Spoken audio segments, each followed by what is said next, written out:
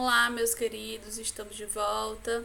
Hoje vamos continuar estudando um pouco mais sobre a Idade Média e vamos falar de forma mais específica sobre o feudalismo. Como todas as aulas, a gente sempre conceitua o tema da aula, né? Qual é o conceito de feudalismo? Feudalismo é um sistema econômico, social e político em que predominava a relação de dependência e também de fidelidade entre os suceranos e os vassalos. Para a gente entender um pouco mais sobre o que é sucerania e vassalagem, estamos aqui. Então, a relação era o sucerano, era aquele que doava a terra, e vassalo era aquele que recebia a terra. Lembrando que nesse período feudal, o poder era determinado pela terra. A terra era o poder. Então, nos dias de hoje, o poder econômico ele é demonstrado pelo dinheiro, né, pela quantidade de dinheiro que você tem. Então, na Idade Média, o poder é determinado pela quantidade de extensão de terra que você tinha.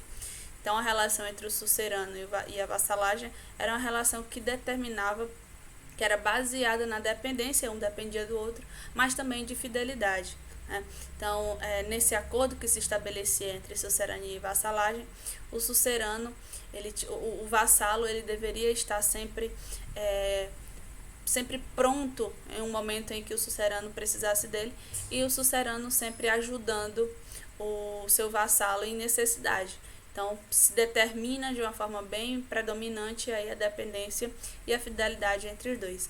Nesse sistema feudal, a gente vai compreender que a autoridade de maior poder dentro desse regime aí é o senhor feudal. Então, ele é responsável pela aplicação da lei, pela coleta dos impostos, e esse sistema é um sistema descentralizado. É um sistema em que cada feudo tem as suas próprias leis, as suas próprias regras e cunha as suas próprias moedas. Né? Então, eles tinham... E era uma atividade econômica também baseada aí de subsistência. A economia também, que a gente vai já falar um pouquinho, que é baseado na agricultura e também na criação, no pastoreio. Criação de bois, de porco, enfim. Então, nessa sociedade feudal, a gente estabelece aí a divisão dessa sociedade. Na pirâmide social, acima está o clero.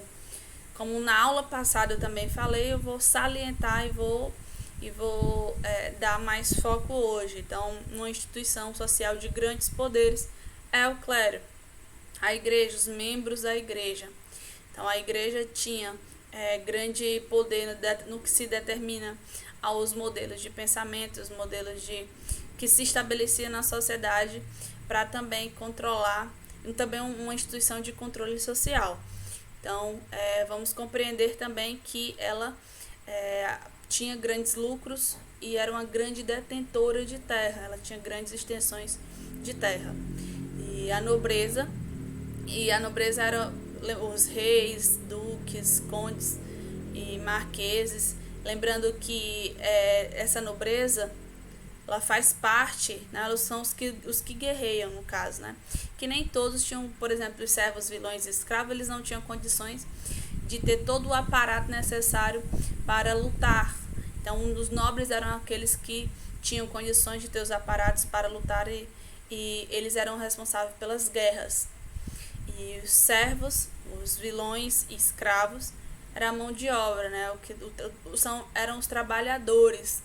Então, os vilões aí, todos os servos camponeses que estabeleciam uma relação aí, que trabalhavam nas terras.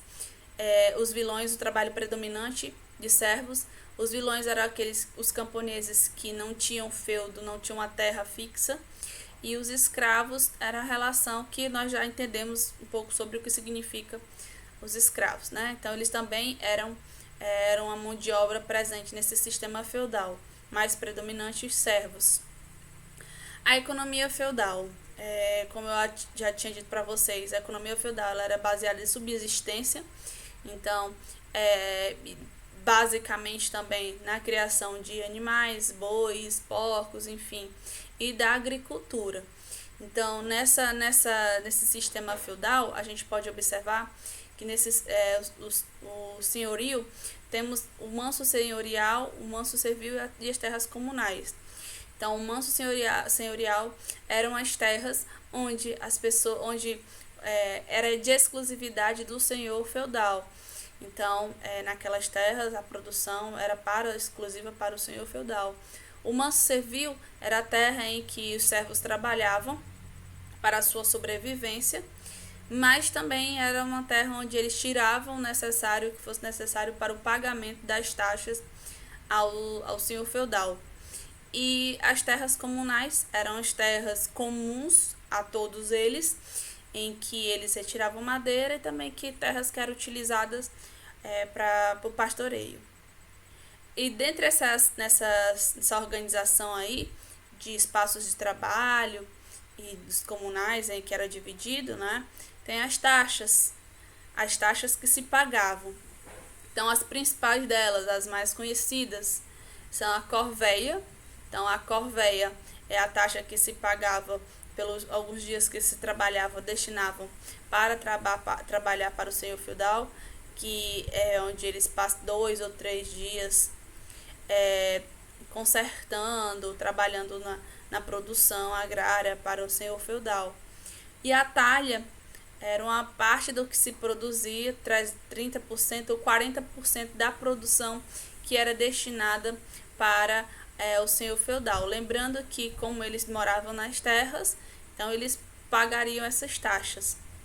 E a banalidade. Então, a banalidade eles pagavam com os produtos, aí uma taxa que pelo uso dos equipamentos, aliás, pelo forno, pelo moinho, pela prensa, que era do senhor feudal. Então, eles tinham necessidade de utilizar, mas como eles pagavam por utilizar. Então, eles eram tudo bem, era organizado também, estabelecido pelo senhor feudal de cada e as regras e leis de cada feudo.